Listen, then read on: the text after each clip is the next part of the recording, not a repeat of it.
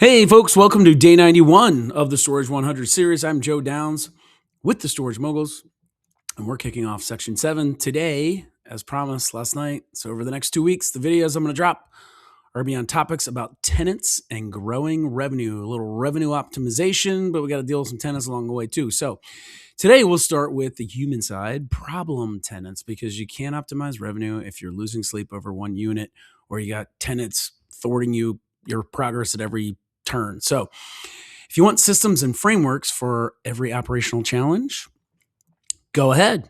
Join the Storage Moguls community for free at storagemoguls.ai. Storagemoguls.ai, because that's storagemoguls.ai. We are an AI powered learning platform with GPT tools and multimodal learning content across all storage verticals. You can start for free and level up at your own pace. And bonus, first 500 register, get our free deal analyzer GPT, but you have to register. All right, dealing with problem tenants. Today, we'll explore how to manage these situations effectively without letting them take over your business or your life. It's all about setting boundaries and having clear strategies. So let's dive into understanding the impact these tenants have. Now, the reality is this: a small percentage of your tenants will cause the vast majority of your headaches. This is the classic 80-20 rule. And once again, it's not just theory. It's a consistent pattern in self-storage. These problem tenants consume disproportional amounts of your time and energy. They rarely pay on time, and the stress they create just isn't worth it.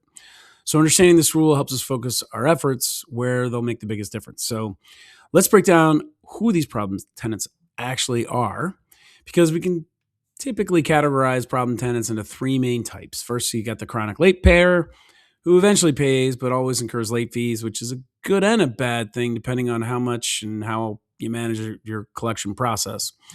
Then there's the constant complainer who's never satisfied, always finding fault. And then finally, we deal with the rule breaker who violates lease terms and creates liability. So recognizing these types is the first step to effective management. So let's start by looking at how to handle the chronic late payers first. Because while chronic late payers can be frustrating, there's a clear path to managing them. If a tenant is late 3 months in a row, it's time for a direct conversation if you haven't had one. So set clear expectations. Late means a late fee from day one with almost no exceptions. Very little to no negotiation. Worst case, as covered earlier, a one-time waiver. If they can't consistently pay on time, they're simply not the right customer for your business. This firm approach protects your revenue and your time. All right. Now to the constant complainers, who can definitely drain your energy, but you can manage them with a simple process too. First, listen to their concern. Listen to it once and acknowledge it. If it's reasonable, provide a solution. However, if the complaints continue, you should probably set clear boundaries. Use a direct script. Look, we've addressed this. If you're unhappy, we can help you find another facility. This approach ensures you're not endlessly catering to unreasonable demands while still looking professional at the same time. All right, now about those rule breakers. This is a critical area for any storage owner. When a tenant stores prohibited items, you have to act immediately. This isn't something you can let slide. First, inspect the unit. Make sure you get proper notice 24 to 48 hours before you go in. Then issue a written warning. They need to remove those items within 7 days or they have to vacate. If they don't comply, start the lien process right away. Don't hesitate. All right. This leads us, though, to a bigger question. When do you decide if it's time for a tenant to go? It's a tough decision, but sometimes it's necessary for your business and your peace of mind. If a tenant threatens you or your staff, that's a hard stop right there. It's an immediate exit. There's no room for that kind of behavior. Repeated property damage, another good one. Another clear sign it's time to go. You can't let them destroy your property. Being 3 months late on rent starts to be a deal breaker. You're running a business, not a charity. If they make other tenants feel uncomfortable, that impacts your entire community. They got to go. You need to protect your good tenants. When you've decided it's time, let's talk about how you have that conversation, because having the conversation can be intimidating, but being prepared with the script helps.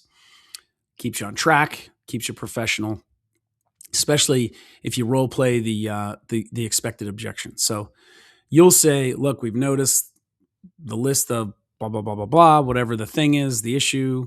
This isn't working for us either.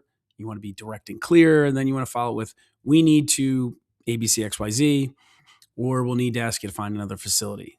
This sets the expectation. Again, it's you want to stay calm, professional, firm, but your demeanor is key here. Most tenants will either comply or leave. Both outcomes are a win for you. You either get a complaint or a compliant tenant, or you free up a unit. All right, you got this. Especially if you're prepared, and AI can prepare you. Just ask it, give it the context, explain the situation. If you're not sure, you can listen to my other podcast, Successful Idiots. Successful Idiots is a great podcast for this type of thing. We cover all these issues and how to use AI. So use AI, prepare yourself.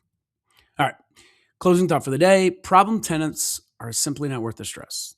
Your mental health and business stability are paramount. So you got to set clear boundaries, enforce your policies consistently. Don't be afraid to let somebody go. Do it professionally, but just tell them, hey, it's not you, it's me.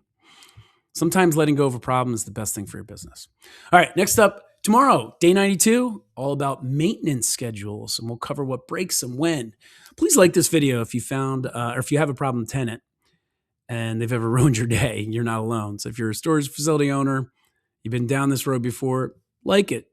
Also subscribe so you never compromise your peace. Get the insights regularly. Don't miss the lives like last night and when we have awesome industry guests like the Blunks.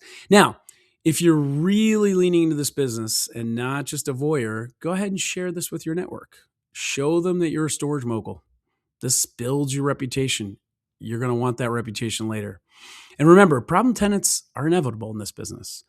How you handle them is optional. Systems beat stress every time. And if you're looking for a safe space and a community that talks about all these types of topics all the time, join Storage Moguls for free, storagemoguls.ai. And remember, the first 500 to join, get a free GPT. We built and used for quick deal analysis. Don't be number 501 just because you waited thinking that guy will never get 500 people. Oh, yes, we will. Register now. It only takes a moment to lock in your seat and get a free GPT. See you tomorrow.